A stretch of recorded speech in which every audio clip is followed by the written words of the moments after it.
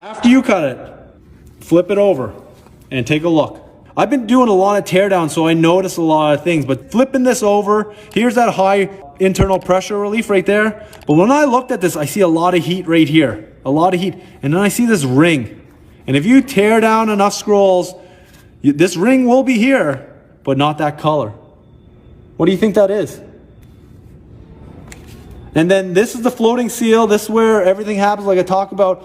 This floating seal has pressure coming from underneath it to balance this out. It pushes this up against the muffler plate, because this is the muffler plate, so it can push down the fixed scroll or stationary scroll so they can engage the flanks. But even looking at this right now, I can tell it has a funny color to it. Can anybody tell what that color is? Well, I'm sure most of you have seen it already.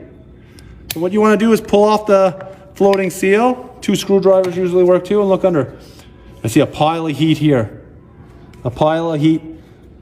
And then this is anti-rotation device for shutdown. But see, this is the internal pressure that pushes up on this, which pushes this against the muffler plate to balance out this. But we see a ton of heat on there. Some scrolls have 3 bolts, some have 4 bolts. And some spacers. So your next step is to pull this off. Wow, what an amazing example this is. As you can see, all that color in there. It looks like copper, doesn't it? And then on these spacers, look at all that.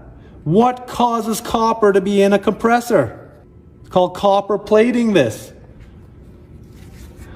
Let's take a look here. More. Major copper plating. This failure is due to improper installation. As you can see, a ton of copper in there. Don't see too much. There's a little bit of scroll galling, but nothing too serious.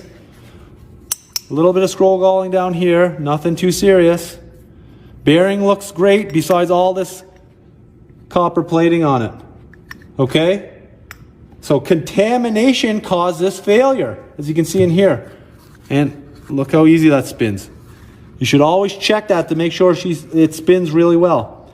And if you get a compressor like this, all of a sudden the windings are good. We check it with a high pot test, and I checked it, and it fails a high pot test. So sometimes, even though the windings on your meter reads correctly, your windings can still be broke down and failed. And actually, I'll do a quick check with that. Instantly trips it off. So this compressor failed from contamination. Can anyone tell me what they have to do to fix this? Or what they should have did in the first place? Pulled a good evacuation.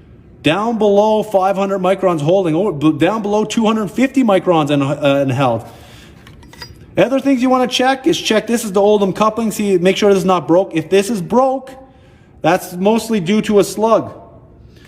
If it was flooding back, just like the presentation says, here's an example here. If you pull it apart and this is what it looks like, this is due to flood back. Liquid refrigerant returning to the compressor while it's running. The bearing's just destroyed. And the bushing, I don't have the bushing for that, but I bet you it's banged up real good compared to this one that looks brand new. I've seen compressors 8, 9, 10 years come out and they look like this. And then we talked about flooded starts. It may be hard to see, but you see all that scroll galling in there?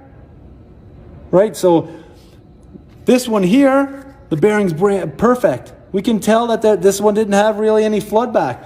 All this here, that we can see the scroll galling in there, that is due to flooded starts. That compressor starting up and getting refrigerant washing away the oil, but not having any damage down here. And vice versa. If you see this damaged up real bad, just like this, and it looks totally fine on the inside or pretty good, that means it was only flood back.